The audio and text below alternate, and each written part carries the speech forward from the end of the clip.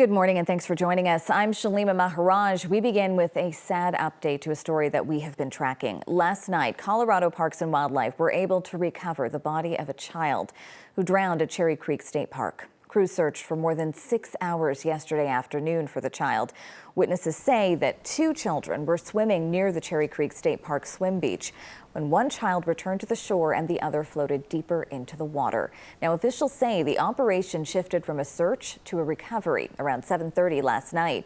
Search teams used boats, sonar technology, drones, and specialized dive teams to cover a large area of the reservoir. The child was recovered from the water around 10:20 p.m.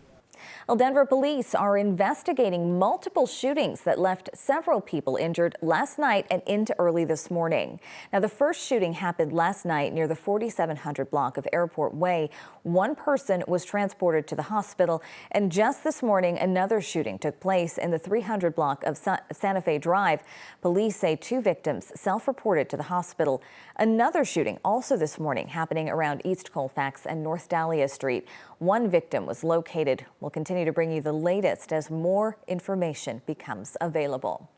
Well, law enforcement in Douglas County say they have an e-bike problem, and they are warning parents that they could be charged if it continues.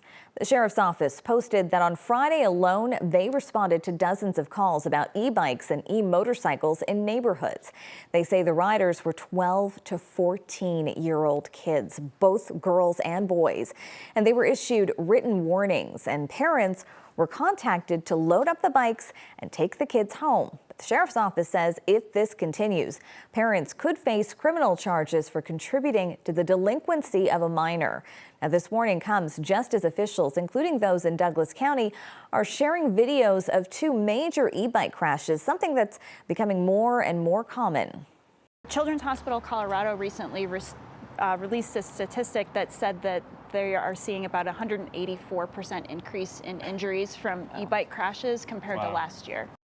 And as concerns continue to grow about e-bikes, especially now that we're heading into summer, officials are reminding parents to check what their kids are riding, because while the bikes are fun, some of them are not street legal. Something definitely to remember. All right, now blistering heat yesterday, more on tap for us today. Of course, we're looking over Horsetooth Reservoir, a gorgeous shot there this morning, and we are going to bring in our 9 News meteorologist, Jaden Knowles, for a closer look at how things are looking for the day.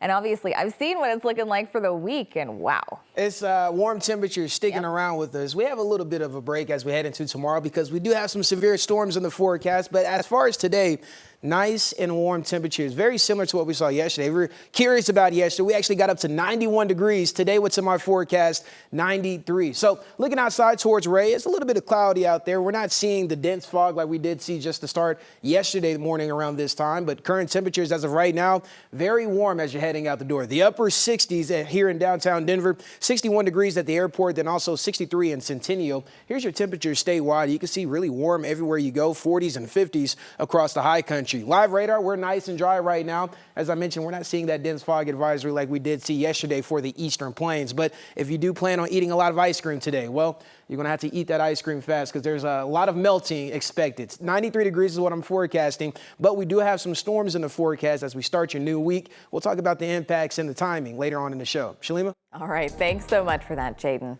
Well, a man in Arvada has been arrested after police say that he stabbed his parents. It happened on Union Circle south of Stanley Lake just before 12:30 p.m. yesterday.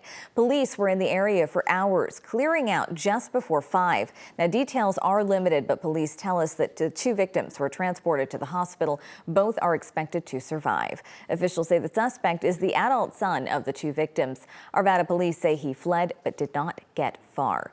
Officers tracked him down near Highway 128 west of McCaslin and took him into custody with help from Jefferson and Boulder County Sheriff's deputies. We'll continue to follow the story. We're going to update you as we learn more. Well, 2 firefighters are now out of the hospital after a deadly early morning house fire broke out in Jefferson County, killing 1 person. West Metro Fire was called to the house near Vivian Street and 14th Avenue just after midnight yesterday. 2 people in the house were able to escape, but firefighters had to try and rescue 1 person who was upstairs at the time. That person did not survive. The cause of the fire remains under investigation.